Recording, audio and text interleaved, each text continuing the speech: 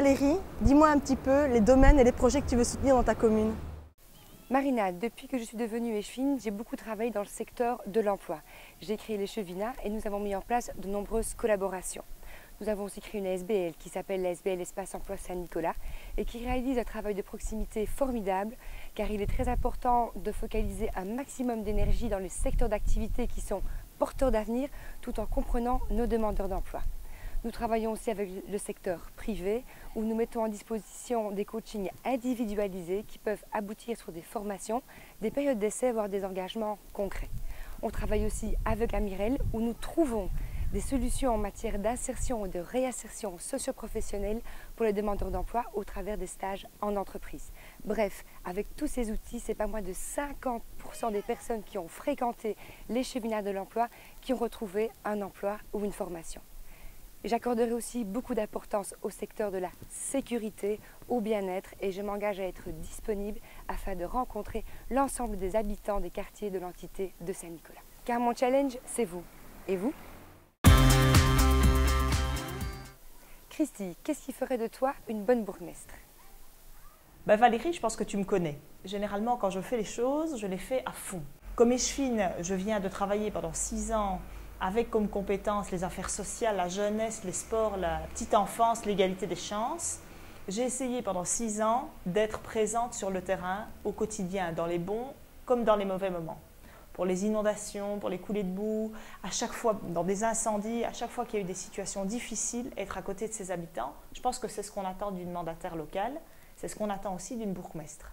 Et donc si je devenais bourgmestre, si je deviens bourgmestre, au lendemain du 14 octobre à la commune d'Esneux, eh bien, j'agirai avec la même détermination, mais comme chef d'orchestre. Parce que bourgmestre, c'est aussi gérer une équipe, et donc c'est d'essayer de motiver son équipe, de coordonner les politiques et d'être hyper présente sur le terrain, au quotidien, auprès des habitants, avec la même détermination et avec la même énergie. Donc peut-être une question, Christina. Est-ce que tu pourrais nous dire comment tu envisagerais le vivre ensemble demain à Sprimont? À Sprimont, je veux que l'attention se porte sur la jeunesse. De plus petit au plus grand, il faut offrir à nos enfants un maximum d'atouts. Cela passe par des structures d'accueil préscolaire adaptées, par un enseignement notamment linguistique performant et par des activités culturelles et sportives pendant et en dehors de l'école. Je veux également que nos enfants deviennent des citoyens sprimontois.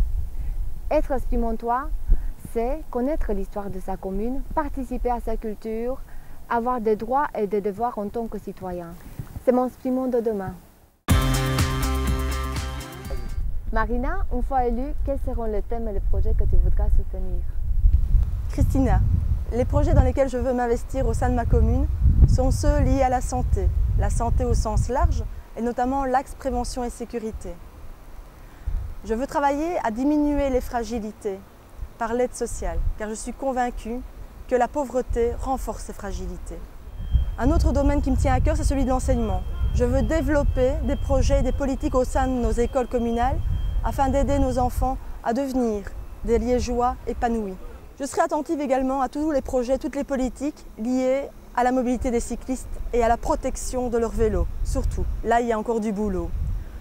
Je soutiens également Liège 2017, car je porterai tous les projets qui rendront notre ville plus belle et plus fière. Je veux que Liège soit une ville ambitieuse. Enfin, je terminerai par mes fondamentaux. Je suis convaincue qu'il faut cultiver l'intelligence collective. Les solutions, elles se trouvent en chacun de nous. Je suis convaincue que Liège s'est relevée, elle est debout, aidons-la à s'élever. Enfin, je suis convaincue qu'ensemble, on peut relever tous les défis. Je vous donne rendez-vous le 14 octobre.